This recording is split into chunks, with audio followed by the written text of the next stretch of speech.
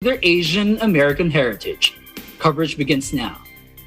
Around 200 protesters take to the streets of Midtown Manhattan in New York City to show solidarity with Palestinians. I'm Palestinian and I have family in Palestine, and I have to do whatever it takes. My existence itself is resistance, and I need to fight for my family to be safe.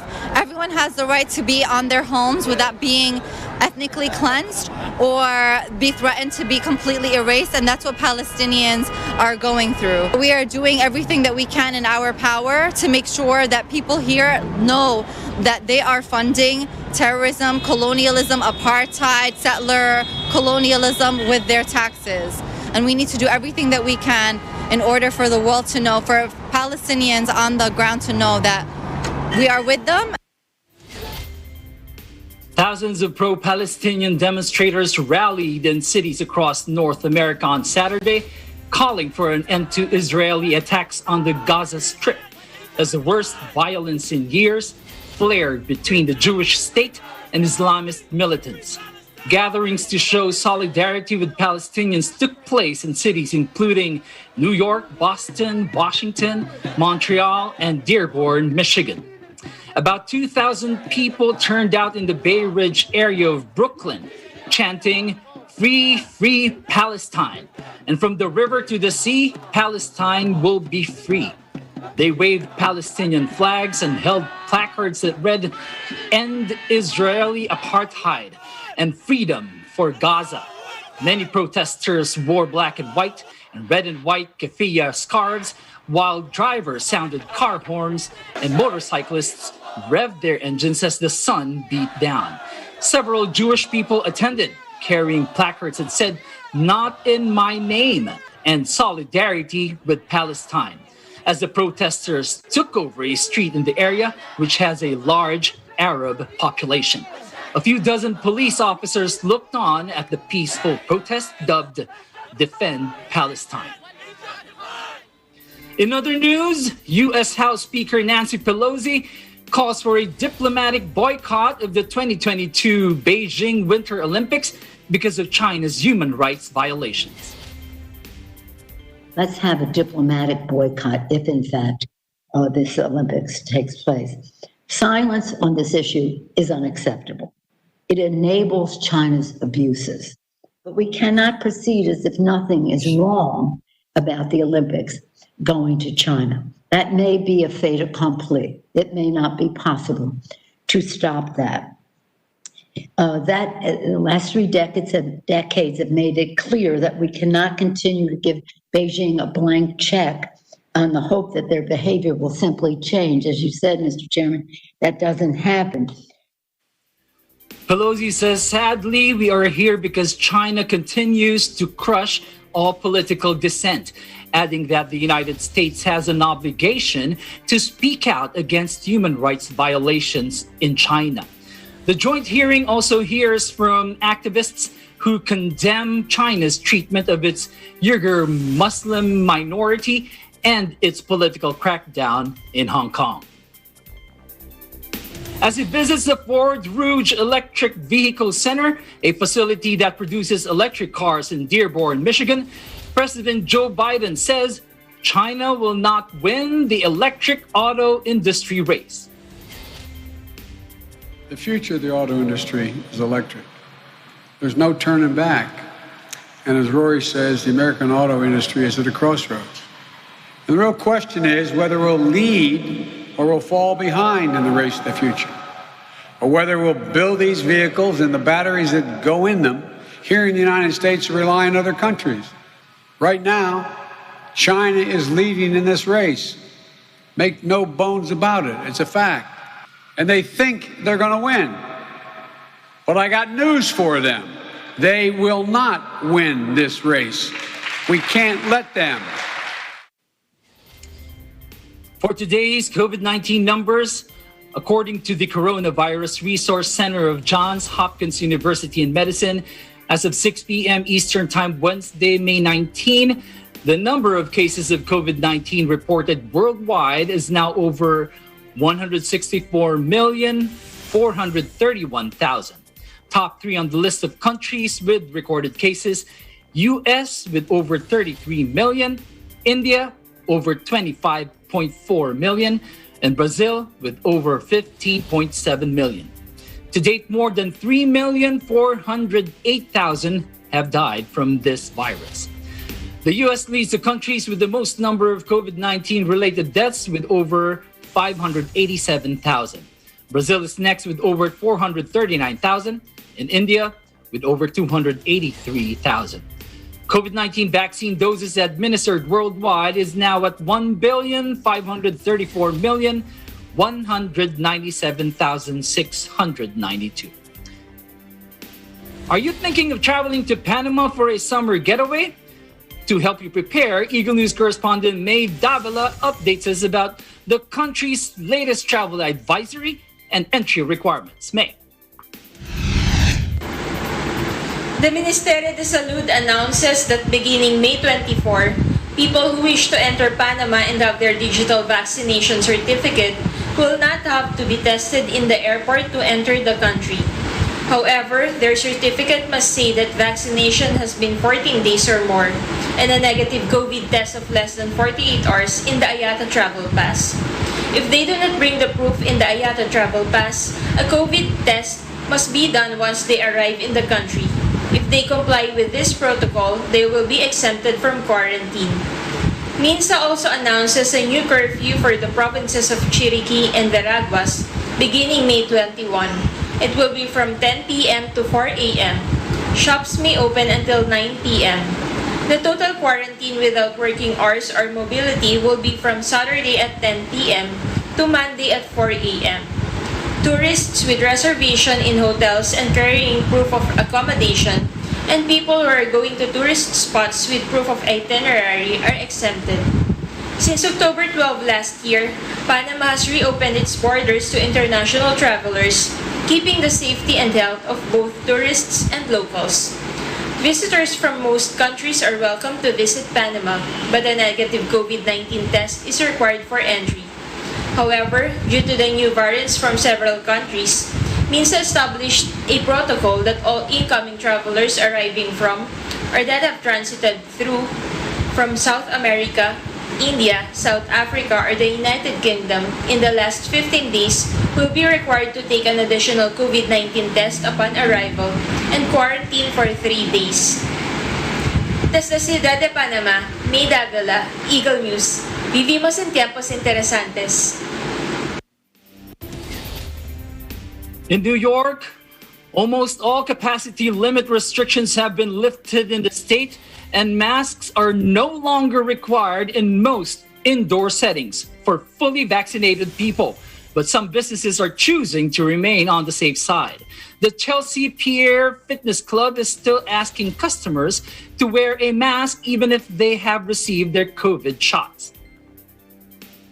Today, we removed our open workout sessions, so we're not worried about our capacity anymore. So we can have about 2,000 people in our space at any given time, and members can just walk in versus having to make a reservation to come into the club for their visit. We decided to keep the masks on today, and we're still evaluating that decision. We don't want to rush into it. We want to make sure we're providing the right environment for our members and our staff, and we don't want to rush into any decisions right now. Gym patrons Nico Martinez and Jessica Avila say wearing masks if you have to and staying home when you don't feel well are ways to show respect to others. Listen, I think that, as long as you respect others, if you have to wear the mask, wear the mask. And if you're not feeling well, don't come to the gym. That's really all I really can say about that.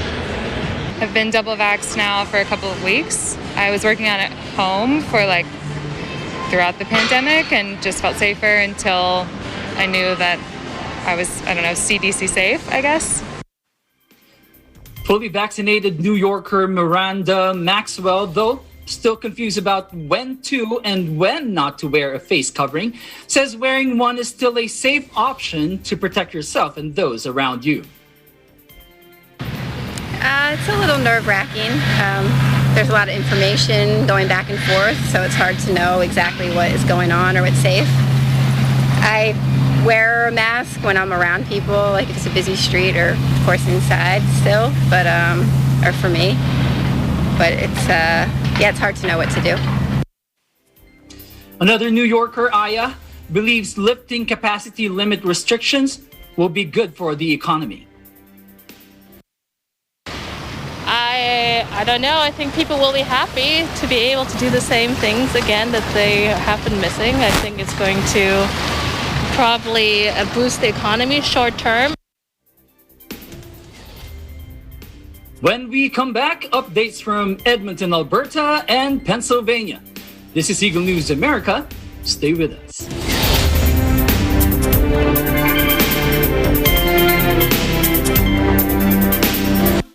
Factual. We have to defeat the virus everywhere. Timely information. Balanced. Not only in the country, but also abroad. I'm certain of one thing.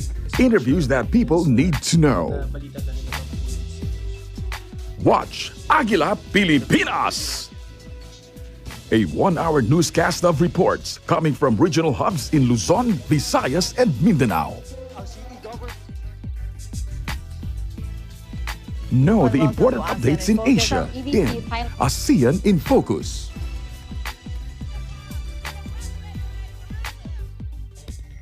Track the latest stories in the provinces in Aguila Provincia.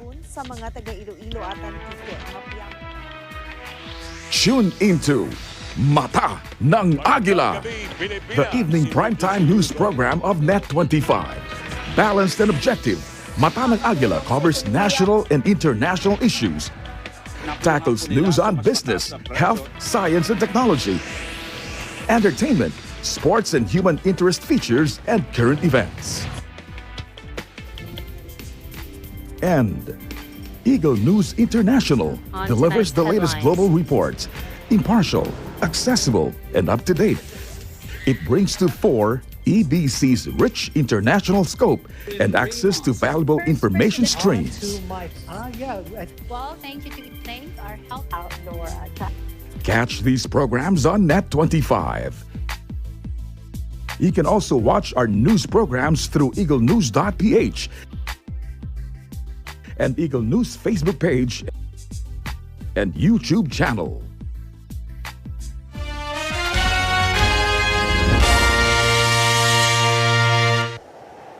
Innovation, digital disruption, globalization. Startups, micro, small, and medium enterprises, as well as large corporations, all face interesting challenges in the market today. Peek into the world of exciting opportunities and partnerships to drive growth with the latest business news and information. We are open for business. Your weekly dose of entrepreneurial inspiration to update you on the latest developments in the world of business. Get up close and personal with CEOs and thought leaders to help you discover valuable insights, sharpen your instincts for smart decision making with the latest markets and economic trends, disruptive ideas, global innovation, social entrepreneurship, and other leading-edge business ideas. Join the conversations to create a more vibrant environment for entrepreneurship. Catch Open for Business, from vision to action.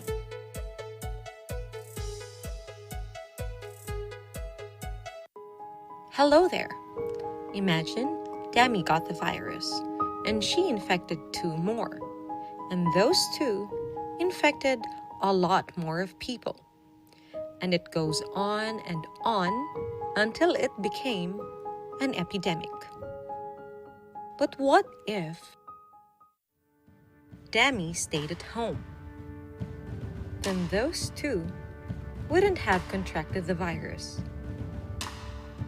Then those people would have not been infected. This is not just your battle, it's everyone's. And you can be a huge help. Follow social distancing, or better yet, stay at home.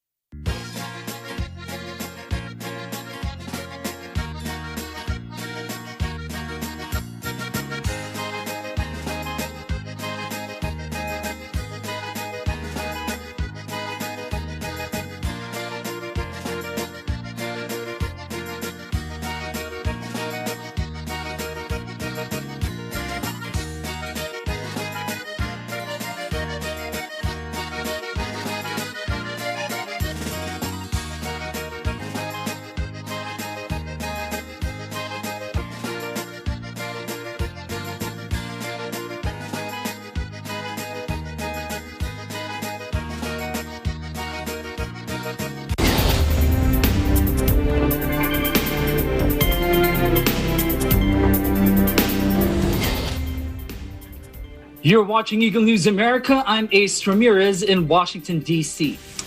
Let's find out from Bureau Chief Thomas Likeness if Canadians prefer to still work remotely despite companies in the country allowing their employees to resume work in person. Thomas.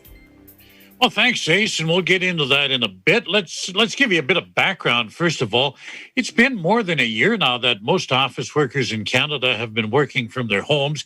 Yes, there have been periods where they were allowed back, but as we got into a second and then a third wave, they're back to doing their work from home.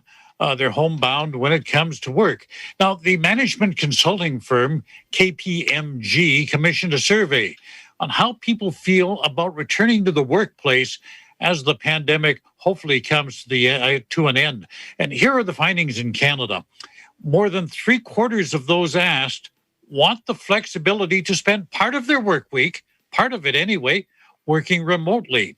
And among those who were asked, 71% believe a hybrid workplace should be the standard model for all organizations. But the survey also found they have a lot of concerns. More than 8 out of 10 people say they don't think employers really understand the implications of a hybrid model. And, what are some of these concerns? Well, one is bosses not being prepared or equipped to manage hybrid workplaces. How do you supervise people at a distance? And others fear they could miss out on promotions if they work from home. Some even saying they would feel they might be discriminated against if they weren't in the office full time, almost like a second-class worker, unless they can be seen. They sort of figure out of sight, out of mind, you're forgotten. But there are also concerns about going back. The biggest fear is the risk of catching COVID from colleagues who come to work sick or from asymptomatic carriers. Now, more than half of those asked want their employers to require workers to have some kind of proof of vaccination, and almost 6 out of 10 say vaccines should be mandatory before staff can return to in-person work. So, do you work at home right now? And how are you feeling about returning to the office? In Edmonton, Canada, Thomas I. Likeness, Eagle News. We live in interesting times. Back to you, Ace. Thank you, Thomas. Are there still a lot of people in Canada working remotely? Oh, yeah. Yeah, there are, because we've had some provinces had to go back into lockdown for a third time. So pretty much anybody in a clerical position where you didn't have to be on site has been working at home on and off. Government departments, much the same thing. All these call centers, when you call in for information about filing your taxes and so on, these are people working from home.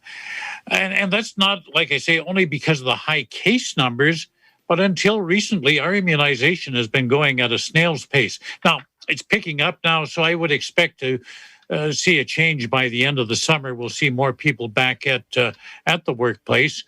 But, this has really created a problem for property management companies. The vacancy rate for office space in major Canadian cities, extremely high, almost at depression levels. It's not that these companies went out of business. They just don't need the space. And a number of companies have really looked at it and scaled back and say, do we really need all of this office space? And that's got, like I say, property managers in a bit of a panic. Remote work also has driven up housing prices here because a lot of people who lived in condos, well, now they want more space because you don't want your desk to be your kitchen table. Mm-hmm. I know in my case, we're fortunate to have a finished basement, and that's where the office and studio is located. And that's really nice because that separates the workspace from the living space. Because again, you don't want to be kind of living at your office 24 hours a day, even though it's also your home. Ace? Right. Well, I kind of agree on the telework idea. Well, I personally am teleworking. I'm doing hybrid right now. But let me ask you this. Are you in favor of it? Are you part of that 75% who wants to work, who do telework or do hybrid? You see, I've done telework before. At one point in my career, my employer was 200 miles away from the provincial legislature where I was working as a journalist, and I loved it. I don't mind going into the office maybe once or twice a month, but to tell you the truth, personally, I like being able to work remotely. And I'm the kind of person that doesn't need to be supervised. If the job has to be done, I will do it, whether it takes 1 hour or 9 hours. Doesn't matter. I'll stay until it's complete. Some people have difficulty working unsupervised, but personally, I like being able to work from home. You have a lot of freedom, but you also have to be very disciplined to do it. Particularly, like I say, if your employer is quite a ways away. Ace? Especially if your productivity at home compared to your productivity in the office setting are the same. It's a huge benefit to work from home. It is. Your expenses go down. You certainly don't have to dress as well as if you're in the office. Your transportation expenses are zero. The only thing you have to watch is you don't spend the afternoon watching Netflix and instead of doing your work. and I suppose on a bad day that might be a temptation, but by and large, I think most people have adapted to it fairly well, and they've lived up to their productivity. It's going to be interesting to see how they adapt to going back and kind of losing that freedom. If I want to get up and get a cup of coffee or something, I just do it. You can take that 5-minute break. I sometimes just wander outside in the backyard to get some sunshine or something, and you're not going to have maybe that same freedom if you're on the 35th floor of an office building. That's true. Funny you mentioned about getting distracted watching a movie, going on Netflix in the afternoon, or probably dozing off. But whether you're in the office or at home, you can still watch Netflix. You can still... Although at the office, our supervisors, at least at the wire service, they kept track of, they could keep track of every keystroke, as a matter of fact, that you made on your computer. So it wasn't as easy to fall victim to the temptation. That's true. Okay, one last question before you go. Sure. There's the Canadian government has allowed more flexibility in the storage of the vaccine, particularly the Pfizer vaccine. What has changed? Okay, now you recall one of the problems with the Pfizer inoculant was the cold storage requirement. They shipped this stuff at temperatures of -60 to -80 degrees, and that was the way initially it had to be stored until it was used. That, of course, limited where you could distribute it to, because if a pharmacy didn't have that kind of storage requirement, why would you send it there? And a lot of small communities, again, even the hospitals didn't have that kind of cold storage requirement. In Ontario, in one small town, there was actually an ice cream factory that donated freezer space to store vaccine. Well, then they decided, after much research by the company, that they could go for 5 days, leaving it just in a regular refrigerator. So that was a little bit better. But now the government up here, Health Canada, just issued a statement a few hours ago saying you can leave it in a regular fridge for up to 30 days. And this is going to have a big impact on our vaccine rollout up here. It means the Pfizer formula can be used in places like homeless shelters, for example. Pop-up clinics, even schools. Yeah, I mean, look at all the schools. There's a fridge in the staff room, or perhaps in the school nurse's office. So there's a place where you can leave that vaccine for up to 30 days until it can't be used. So this is really a welcome recommendation. Ace? That's great. That's a real positive. It'll be easier for the vaccine to be rolled out, and for other areas, especially those who don't have that kind of storage as of yet. Thank you so much, Thomas Likeness, Edmonton, Alberta. Ace, you take care and stay safe. You as well. Fighting food insecurity among older adults, the state of Pennsylvania continues its senior food box program. In Swarthmore, Bureau Chief Myla Simbulan tells us more. Myla. That's right, Ace. Agriculture Secretary Russell Redding and Aging Secretary Robert Torres today joined seniors at King's Terrace to announce steps to increase access to Pennsylvania's senior food boxes, a supplemental food program available free to lower-income seniors. Giving the program a new name and removing proof of income requirements are among the barriers to participation the state is removing, with the goal of encouraging seniors to take advantage of the program. Here's Department of Aging Secretary Robert Torres to tell us more. Take a look. That's why I'm happy to support the Department of Agriculture's efforts to raise awareness of the Senior Food Box Program and to make it more accessible. I want to urge all eligible seniors in need of nutritional support to take advantage of this program through the many options available. One of those options is to pick up your monthly food box through your local area agency on aging or one of their affiliated senior community centers. As our senior community centers begin to open again, we'll be working to build more awareness of this program at those sites. For older individuals in need of nutritional support, there are many program options that can help you. I encourage you to inquire about your eligibility even if you are doubtful about it. Enrolling in one or a combination of the programs offered by the Department of Aging and the Department of Agriculture can help support your nutritional needs and overall health. Formerly known as Commodity Supplemental Food Program, the program previously required seniors to provide documented proof of their income when they applied to receive a food box. The new procedure requires only a statement of income. The Pennsylvania Senior Food Box is a product of the federally funded Commodity Supplemental Food Program.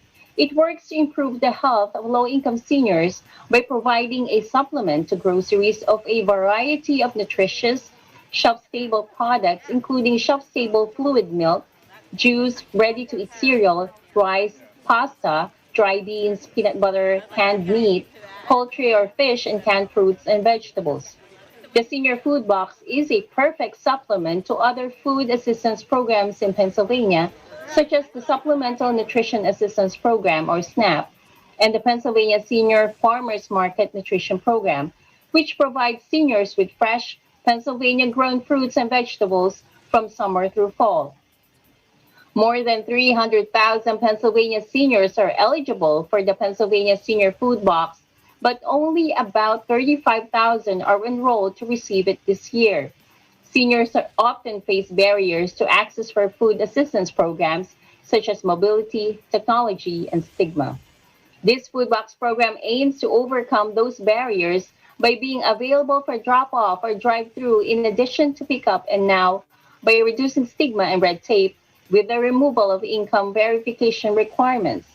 Pennsylvania's Senior Food Box Program is administered on behalf of the Department of Agriculture by Hunger Free Pennsylvania through their network of 17 food banks serving all 67 counties. Once signed up, eligible seniors can choose to receive their monthly box via pickup, drive-through, or delivery from a program partner, including senior apartment complexes, senior community centers, and food pantries. Ace right now in Swarthmore, it's 77 degrees Fahrenheit or 25 degrees Celsius with clear skies. In Swarthmore, Pennsylvania, Myla Simbulan, Eagle News, we live in interesting times. Back to you, Ace. Myla, okay, thank you so much. Why is Pennsylvania working so hard to fight food insecurity and hunger? So Ace, Philadelphia alone, the one of the major cities in Pennsylvania, has a poverty rate of 24.5%, just for the year 2020. So food insecurity and hunger can have, food insecurity and hunger can have really harmful impacts on the health and well-being of older adults. And that's why Pennsylvania government and community programs like this, they're all really working hard. They're working together in order to give food to all those who are in need, especially the low-income families and the seniors who are the vulnerable people of Pennsylvania. Because we all know that poor food intake can cause nutrition deficiencies, and that will increase diseases risk, or whatever disease you have, it will worsen if you have all those existing conditions. And consuming one of the reasons also is consuming fewer calories and nutrients can also decrease independence and the ability to remain home without assistance. Ace? I see. I totally agree. It doesn't only affect nutrition deficiency, but it also affects your psychological well-being. I'm not sure about you, but when I'm hungry, I'm mad. Exactly, Ace. And with this pandemic, it worsened the condition. I believe the poverty rate, especially in Philadelphia right now, has become higher because of the pandemic. So that's why I've been reporting almost every month the food insecurity that's been happening here in Pennsylvania, and I believe not only here in Pennsylvania, but other parts of the country is also having the same issue. Ace? Correct. And many other countries worldwide. Okay, let's go back to your report. Senior food box. Who is eligible and how does one apply? So the senior food box is available for anyone age 60 or above. That's why we called it senior food box. And if your household income is at or below 130% of the U.S. poverty level, and that would be about $16,744 annually for a household of one, or if it's $22,646 for a household of two. Ace? I see. All right. Thank you so much, Myla Simbulan, Swarthmore, Pennsylvania. Up next, updates from Ohio and Texas. Eagle News America will return shortly.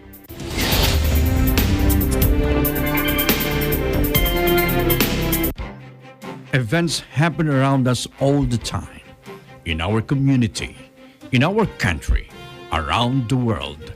Events that affect people, move communities, or simply inspire us. Interesting events that people need to know. In these interesting times, we continue to be a competent partner in delivering news about these events. Fast, accurate, balanced. Eagle News, because we live in interesting times.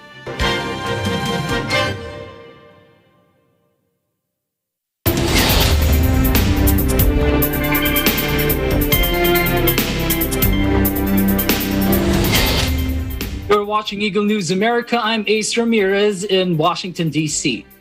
As other countries wait for COVID vaccine supply and donations to miraculously arrive, several American states with surplus doses have to come up with convincing ideas to urge the rest of its residents to get that jab. Ohio announces its vaccination incentives to do just that. Let's find out from Eagle News correspondent Rani Bayuga how appealing these offers are. Rani. Thank you, Ace. The Ohio Department of Health amends its pandemic health orders to include the new CDC guidelines. The amendment now allows for those fully vaccinated to stop wearing masks. Also, according to the CDC, businesses can choose for themselves whether or not to continue to ask employees and or patrons to wear masks, or they can leave it for their employees and customers to decide. However, Ohio Health Department and CDC also continues to require mask wearings for those in congregate settings such as nursing homes and assisted living facilities, or including places where there may still be a large number of people gathering that may have not received their vaccines, such as schools and daycare centers. Those who have not received their vaccinations are encouraged to get vaccinated or continue to wear masks and social distance. To encourage people to get vaccinated, Ohio has created the program called Vaccination. Those interested are encouraged to sign up for the program. What is Vaccination program? Well, here you go, Ace. This is what you want to. It's too bad you're not in Ohio. It is a public campaign to increase awareness of the availability and efficacy of the COVID-19 vaccine, to provide incentives to Ohioans to get COVID-19 jab. What is the incentive? Here it is. Here we go. Adults 18 years old and older can win one of 5 $1 million cash prizes. Children 12 years old to 17 years old may win one of 5 4-year full ride scholarships, including room and board, tuition, and books to any Ohio State college or university. How's that for incentive? I wish I could get that. So, if you are an Ohioan and you have received your vaccine, you may go to OhioVaccamillion.com. If you haven't received your vaccine, you may now not just register for this program, but also schedule your appointment to get your vaccination. Winners will be announced starting May 26th. And that is very interesting and fun to do. So, key indicators. Altogether, Ohio has vaccinated 43.19% of its population. That's 5,048,080 Ohioans that have been vaccinated. In total, the total number of confirmed cases of COVID-19 are now to 1,093,534. In the last 24 hours, 918 were added. Hospitalizations in total have been 58,271. Total number of deaths at 19,628. And the last 24 hours, 0 have been added. Ohio economic recovery programs continue to help Ohioans, businesses, and workers to get back to work or to help with funding. OhioMeansJobs.com is listing more than 180,000 job openings, and nearly 95,000 of them are paying more than $50,000 per year. So those interested in getting back to work should visit OhioMeansJob.com. Perrysburg, Ohio, running by you guys, Eagle News. We live in interesting times. Back to you, Ace. Thank you so much, Randy. Did you know I'm moving to Ohio tomorrow? Oh, good. I'm going to take advantage of that $5 million incentive. Let's do it next week. Talking about giving incentives to promote vaccination. Other states are doing the same thing, coming up with incentive programs just to try and convince those hesitant to get vaccinated. What's your take on that? Did you sign up? I actually did sign up. Actually, it wasn't me. My wife did. We both signed up because originally the program was that if you had already been vaccinated, you're automatically registered. But now the update Monday, we have to register to win. And then my son is actually getting vaccinated because he's between the 12 to 17 years old. He's getting vaccinated on Sunday. So with that school tuition, full ride with everything, you can't, you have to try. So we did sign up. That is a great program. What are you to lose, right? All you have to do is get vaccinated, and then you'll be able to win one of these incentives.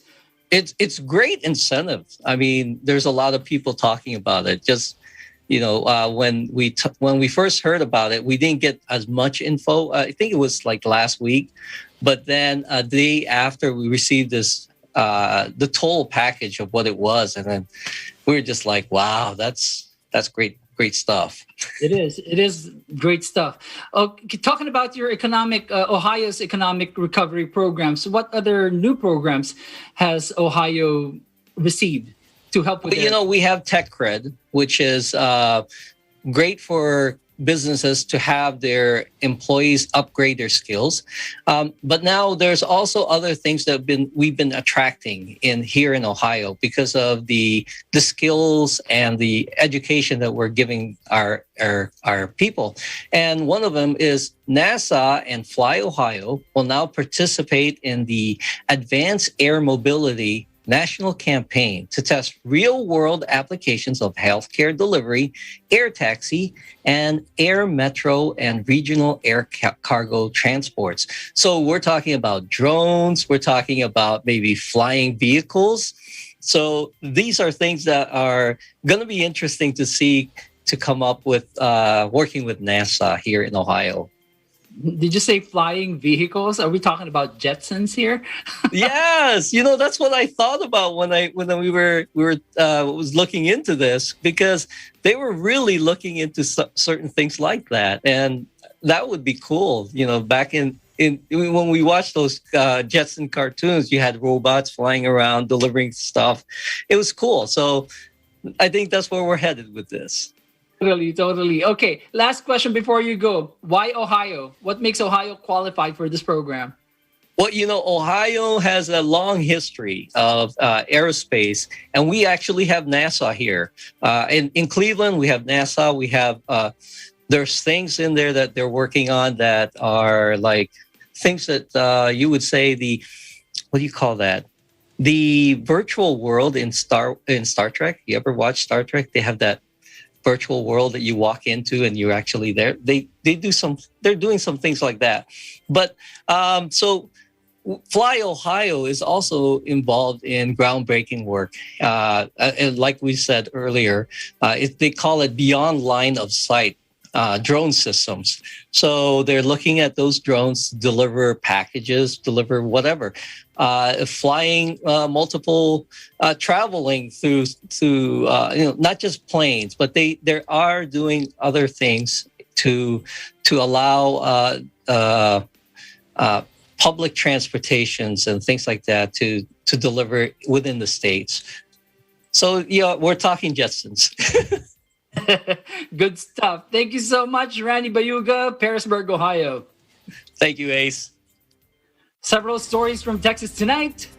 Flash flood warnings from Governor Abbott and the new entrepreneurship initiative in the city of Houston. Eagle News correspondent Jessica Isidro joins us this evening with the details in the new ring. Jessica. Thank you, Ace, and howdy from the Lone Star State. In response to severe storms threatening flash flooding in the coastal bend, as well as north, east, and south central Texas, Governor Greg Abbott orders the Texas State Operations Center, or SOC, to expand its operations to 24 hours a day through Friday.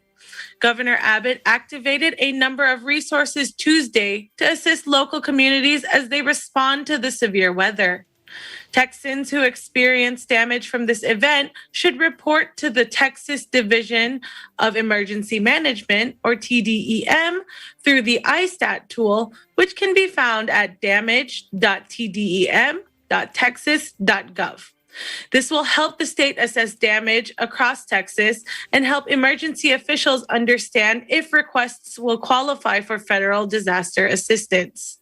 Governor Abbott states Texans need to stay vigilant against significant flash flooding expected to accompany these storms and assures that a variety of resources have been deployed to assist communities in the path of these severe weather events. He urges Texans to remain cautious and prepare for flash flooding. Governor Abbott also warns residents to be extremely cautious of any water on roads or in creeks, streams, storm drains, or other areas, and never attempt to cross flowing streams or drive across flooded roadways, and always observe road barricades placed for your protection. He says, remember, turn around, don't drown. In other news, Houston Mayor Sylvester Turner welcomes the city's newest celebrity resident, Curtis 50 Cent Jackson. In a press conference, The mayor commends the rapper, actor, and philanthropist for his involvement with the community as they form a unique relationship together with the Houston Independent School District and 50 Cent's G Unit Foundation to launch a new program helping high school students learn the business skills that define successful entrepreneurship. This groundbreaking program called G-Unit Business Lab will be launched in 3 Houston ISD high schools, Cashmere, Worthing, and Wheatley, to help students engage in MBA-level lessons that represent the full life cycle of a product or concept, from idea creation to market branding to running a company. The 12-week program will culminate in a Shark Tank-style competition that will be judged by Curtis Jackson, Al Kashani, president of Horizon United Group, and other business leaders. The winners will receive seed money to begin their businesses incubated in Houston. Let's hear from Mayor Turner, 50 Cent, and other officials that spoke during the conference Monday. It is not every day that I get to welcome a rapper, an actor, a philanthropist, and like Curtis 50 Cent Jackson to Houston City Hall. At the end of the day, 50 is a businessman who is interested in investing in this city, creating jobs, and supporting young people. In a short amount of time, 50 has made his presence known in Houston, starting on social media. We all saw the photo of him standing in front of the iconic Astrodome to announce his move.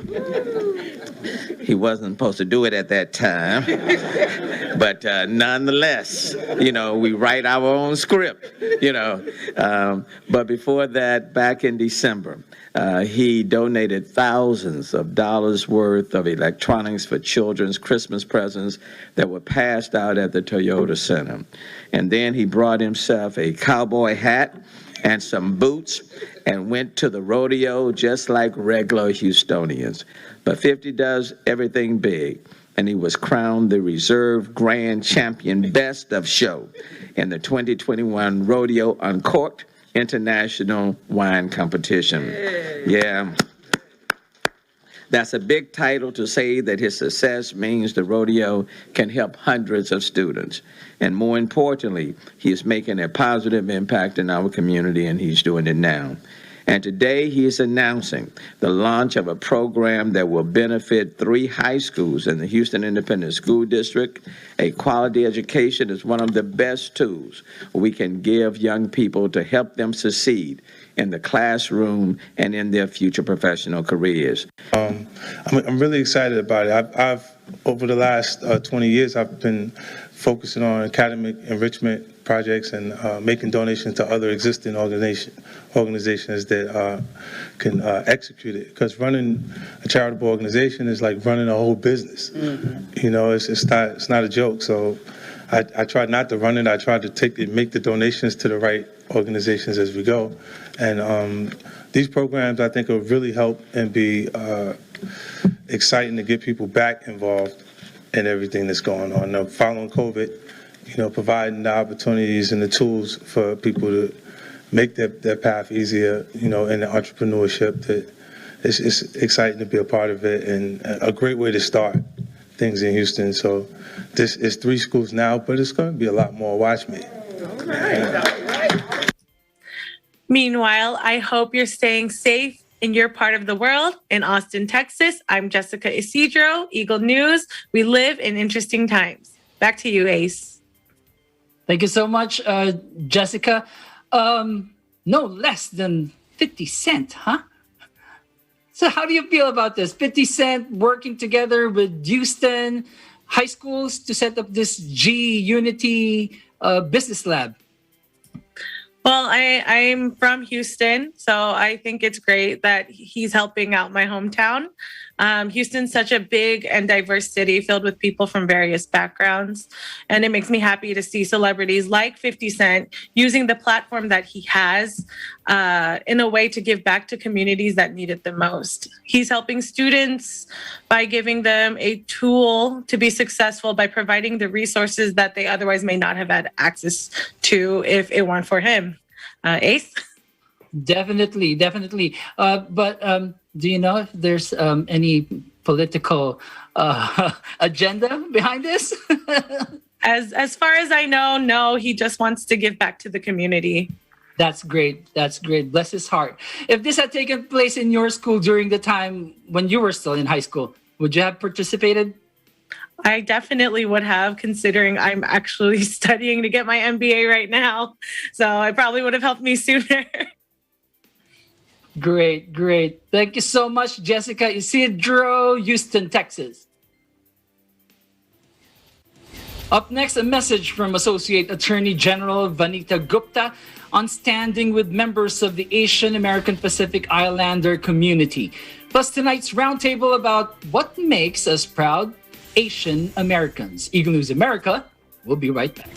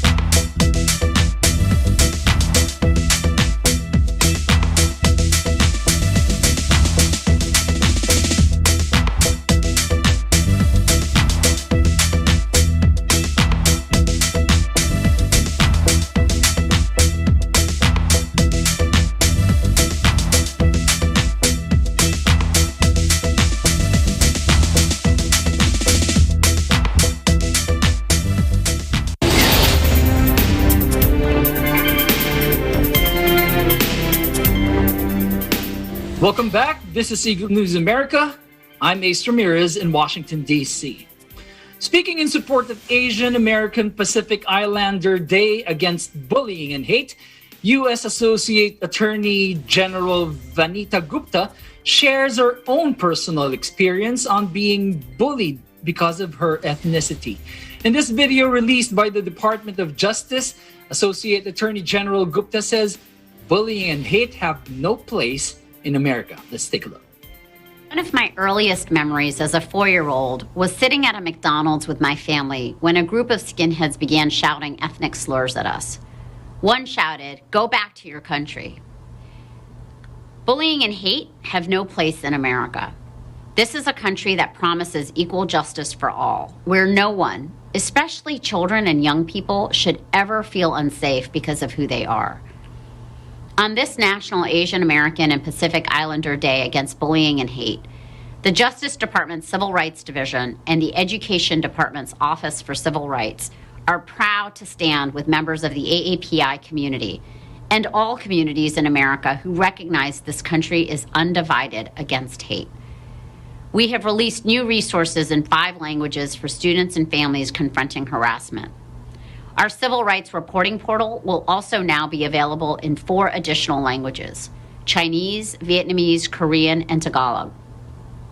While these tools are important, it will take all of us to do our part to look out for one another and not stand idly by when we witness bullying and hate. While the words I heard at that McDonald's many years ago stung me, they could never define me as a person or define my dreams.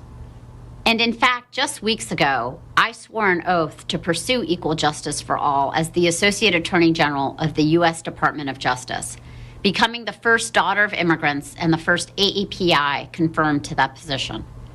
I am proud to say that this is indeed my country, and I belong here just as you do. Associate Attorney General Gupta was born in Philadelphia, Pennsylvania, to Indian immigrant parents. Well, the month of May is Asian American Pacific Islander Month, and in observance, let's ask our team about what makes them proud of their heritage. Let's start with Myla. Myla, what makes you proud of your Asian heritage? The number one thing that makes me proud is the value of education. Asian really values education. there's no question that you have to go through high school and college. It's like automatic for Asians like us to have that type of education, to go up to, at least a bachelor's degree if you're Asian. Very good point. Very good point. Jessica, what do you think? What makes you proud? Well, my parents are Philippine immigrants, so I was born here in Texas. I think what I'm proud of is that they have shown me how to work hard and value that, as well as being humble. Never be arrogant when it comes to any skills that you have. Just work hard and you'll reap what you sow. Thank you for sharing, Jessica. Rani, what makes you proud? It's interesting because I just had like a 1 week family bonding with my parents. And we went to Orlando, and we have a nice condo there. And we were thinking back on when we came to Canada, really, and here to America, how we only had $100 to our name at that time. And so our resilience, our strength to continue despite of, all the challenges, that's the thing that we're proud of, that we were able to elevate ourselves from our humble beginnings and to what we are now today. So that's what I'm proud of. I agree. I agree with the three of you. I also am very proud of the Asian, especially the Filipinos, being very family oriented. And I don't know if any of you will disagree, but we're a happy bunch. Even in times of problems, we're like, I'm okay. Oh, how are you? My cat just got ran over. But we're still laughing. That's how we are. That's who we are. Well, thank you so much, guys, for sharing your pride of the Filipino or the Asian heritage. As always, at the end of every broadcast, we do not forget to recognize the efforts of our healthcare workers, first responders, and essential workers by giving them a round of applause. That is today's Eagle News America. Thank you for joining us. I'm Ace Ramirez. We live in interesting times.